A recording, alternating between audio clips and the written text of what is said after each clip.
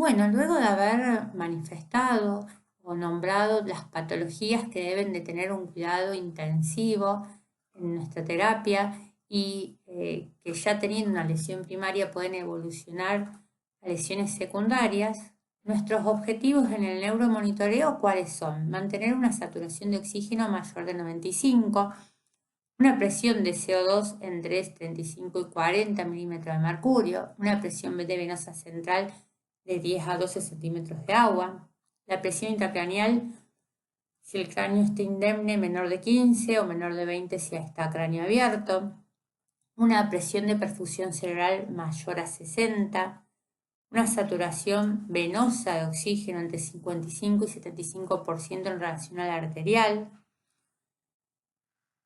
que esté con normotermia, o sea que no haga ni hipo ni hipertermia, glucemias por debajo de 160, un sodio plasmático en 140 y 145 y una hemoglobina mayor a 10 gramos por ciento.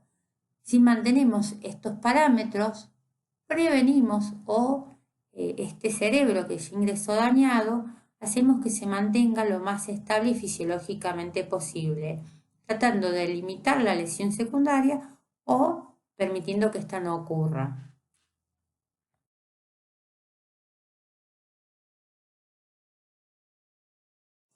Este neuromonitoreo, aparte de hacerlo con la gasometría, o sea, con el laboratorio de sangre, también lo vamos a hacer o vamos a evaluarlo con la presión intracraneal, ¿sí? Con un captor de PIC, procedimiento que se realiza sobre el lado dañado del cerebro para medir la presión intracraneal y calcular la presión de perfusión cerebral. Uno estima que una presión de perfusión cerebral es de 60 a 70 milímetros de mercurio lo normal, con una presión intracraneal menor de 15. ¿Qué da la presión de perfusión cerebral o cómo vamos a obtener este valor? Porque vamos a calcular una presión arterial media, que eso lo monitorizamos y se calcula con la presión sistólica y diastólica, menos la presión intracraneal. Si esta no da entre 60 y 70, tenemos una presión de perfusión cerebral normal. Ahora, si por cualquier otra de las causas tenemos una presión intracraneal mayor a 20, nos habla de que hay hipertensión endocraniana y que nuestra presión de perfusión seguramente va a disminuir. Como les dije, la presión intracraneal se mide con el captor de PIC que se introduce en el cerebro en el área dañada. En un monitor nos va a dibujar unas ondas. Estas ondas son pulsátiles y reflejan las condiciones vasculares cerebrales. Una figura normal es como la que ven en el dibujo, en el esquema superior, donde tenemos presión sobre tiempo, en la figura A, en donde predomina una P1. Esto no habla de una distensibilidad cerebral normal. Yo si veo esa imagen me quedo tranquila. Ahora, cuando la distensibilidad ha disminuido del cerebro por hipertensión endocraniana de cualquiera de las etiologías mencionadas, se rompe esta forma de M mitrada y predomina P2 y P3. Entonces, serían ya unas ondas patológicas. El aumento de la amplitud por más de 5 milímetros de mercurio de estas ondas de pulso intracraneales se asocia a que aumentó la perfusión y disminuyó la distensibilidad.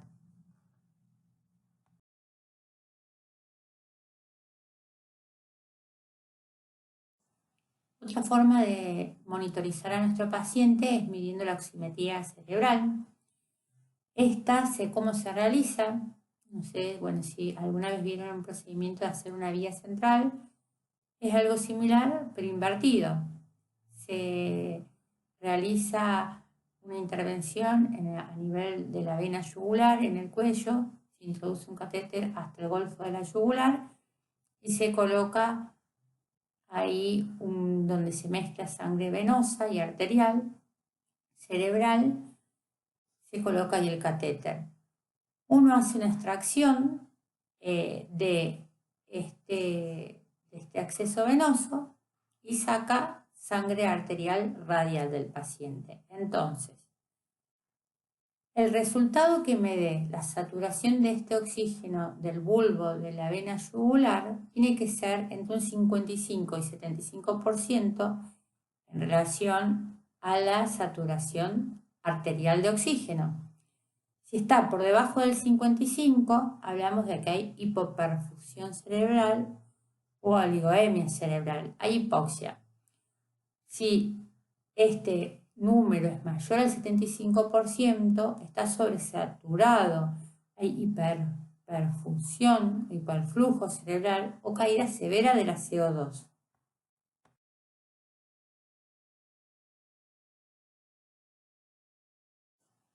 También es muy útil el Doppler transcraneal, el cual nos valora la velocidad de flujo sanguíneo en las arterias del polígono de Willis, las grandes arterias.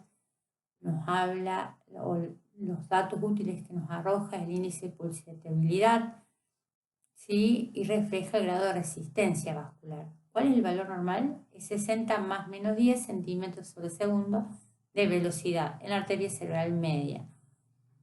Valora, si estos valores son inferiores, hablamos de que hay presión de perfusión central baja, hay hipertensión endocraniana, hay hipoperfusión. Si la velocidad es alta, vamos a sospechar vasoespasmo, hiperemia, por ejemplo, en un traumatismo, ¿sí? Son datos que nos van a aportar y nos van a mantener al tanto de cómo está evolucionando nuestro paciente. Bueno, ya hablamos de las patologías que van a ingresar a nuestra unidad de terapia intensiva, cuál va a ser el neuromonitoreo y con qué. Ahora vamos a referirnos sobre el manejo y las medidas generales que vamos a tomar.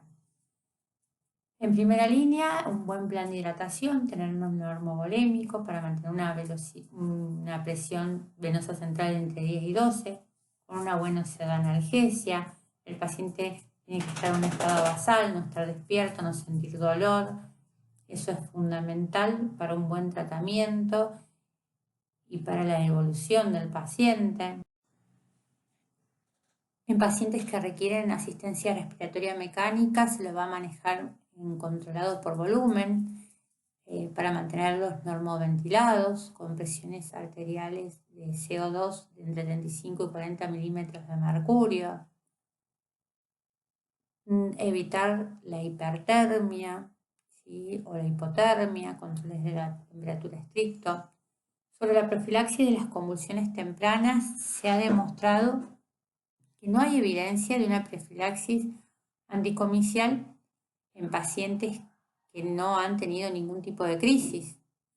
Se instaura un anticomicial si el paciente presentó una epilepsia, pero de forma primaria no estaría indicado. También es importante la alimentación, ya que se trata de un paciente hipercatabólico. Se considera apropiado instaurar la alimentación enteral en las primeras 24 a 48 horas, no esperar y mantener un control estricto de la glucemia, tenerlo normoglucémico entre 80 y 120. Bueno, como tratamiento un poquito más específico al que venimos mencionando para la hipertensión endocraniana secundaria a las causas ya mencionadas, lo que se utiliza es el manitol. Tiene la infusión un efecto inicial y transitorio de incremento de la volemia. Posteriormente se elimina por vía renal y tiene un efecto diurético osmótico. Bien. Este se realiza inicialmente en bolos de 0,25 gramos kilo, y lo que hay que controlar es el sodio, que este no sea superior a 150 o que la osmolaridad plasmática no supere los 320 milimoles litro. Algo que se utiliza, o sea, no es de frecuencia, el drenaje del líquido cefalorraquídeo. Cuando tenemos una presión intracraneal aumentada, siempre y cuando, pensando en no enclavar el paciente, y es de forma transitoria hasta que se define la craniotomía descompresiva. Son maniobras transitorias. estas como la de hiperventilación. O sea, me sirve mientras espero tomar otra conducta del paciente. No es un tratamiento definitivo.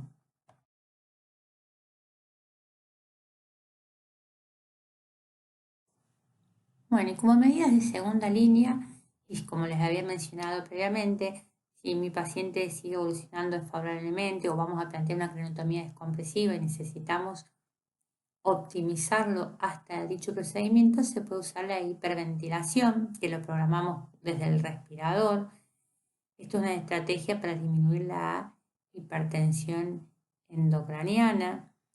El efecto de esta hiperventilación en el control de la hipertensión es notorio, rápido y eficaz realmente. El mecanismo produce vasoconstricción con reducción del flujo sanguíneo cerebral. En consecuencia de riesgo, reduce el riesgo de isquemia cerebral al reducir la disponibilidad del oxígeno. Si nuestro paciente requiere que utilicemos barbitúricos, este tiene un efecto supresor del consumo de oxígeno, reduce la presión intracraneal, disminuyendo el flujo y el volumen sanguíneo. Los más utilizados son tiopental y pentobarbital. Y hay que tener en cuenta los principales efectos adversos, que son la inestabilidad hemodinámica y la hipotensión arterial. En caso de que nuestro paciente esté progresando y no tengamos ningún tipo de respuesta al tratamiento, como ya le había mencionado, la craniotomía descompresiva es una opción, un tratamiento quirúrgico cuando esta presión intracraneal ha aumentado y no respondió a ningún tratamiento previo. Reduce al producir una amplia apertura del cráneo, buscamos reducir la presión intracraneal, ya que redirecciona la lesión o el vector, disminuye el efecto de masa y el desplazamiento hacia la convexidad y no hacia el tejido cerebral. Es una herramienta útil, pero bueno, como sabemos, hay que saber cuándo, cómo y a quién indicarla, siempre evaluando riesgo-beneficio.